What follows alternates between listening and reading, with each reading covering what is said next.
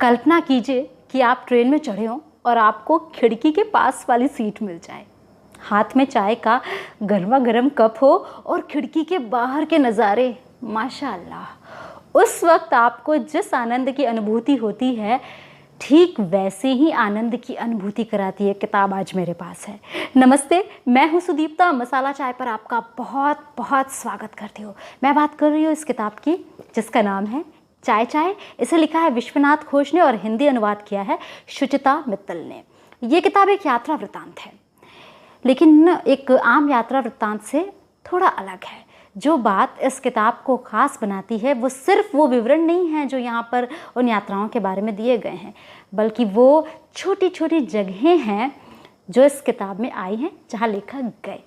ऐसी जगहें जिनका नाम भी शायद ही किसी ने सुना हो, और अगर सुना भी हो तो ये कल्पना करना बहुत मुश्किल है कि इन जगहों पर जाया जा सकता है या इनका कोई अपना महत्व, अपनी पहचान हो सकती है।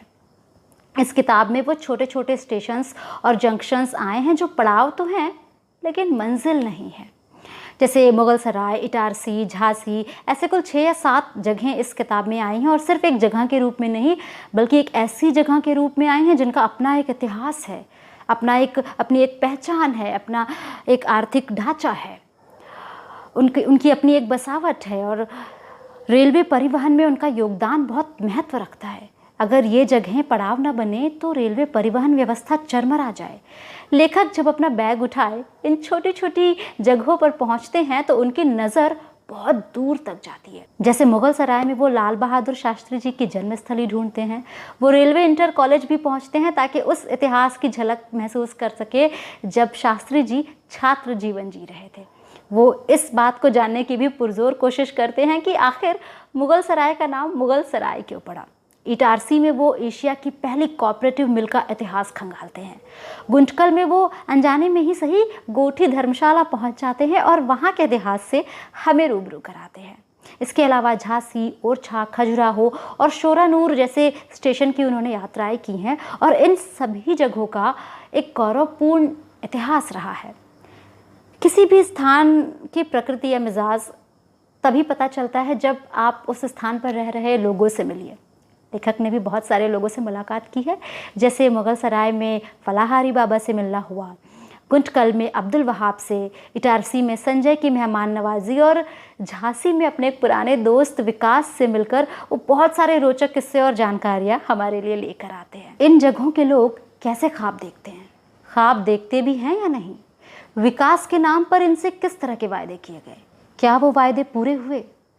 यहाँ रहने वाले लोग अपने शहर को एक बड़े शहर में तब्दील होते हुए देखना चाहते हैं या खुद में ही संतुष्ट हैं। इन स्टेशनों ने रेलवे को क्या दिया, बदले में उन्हें क्या मिला, कैसी है यहाँ के लोगों की इच्छाएं, शौक़, जीने का तरीका, सपने, ख्वाहिशें, इन सब पर भी इस किताब में चर्चा की गई है।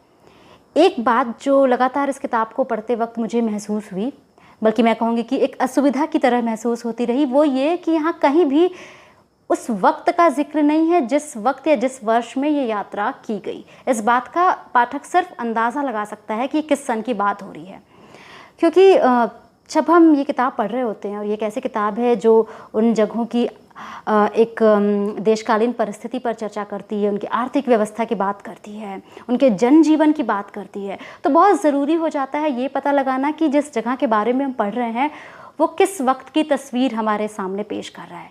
तो समय का कहीं उल्लेख नहीं है। एक और बात, अनुवाद से मुझे उम्मीदें और अच्छी थी, वो और बेहतर हो सकता था, वहाँ भी कमी दिखी। और एक चीज़ जो मुझे महसूस हुई वो है रोचकता। इस किताब में जितने भी किस्से और घटनाएं आए हैं वो सब रोचकता से भरपूर हैं। किताब बहुत इंटरेस्टिंग तरीके से लिखी गई है, लेकिन कई बार कुछ किस्से इतने बोझिल हो जाते हैं कि वो कहीं कहीं उबाऊ लगते हैं। फिर भी आश्चर्यजनक रूप से मैंने इसे सिर्फ 2 सिटिंग में ही पढ़कर ख़त्म कर लिया। बिल्कुल चाय की चुस्कियों के साथ खिड़की के पास बैठने वाला मज़ा है इस किताब में, साथ में बारिश भी जोड़ लीजिएगा।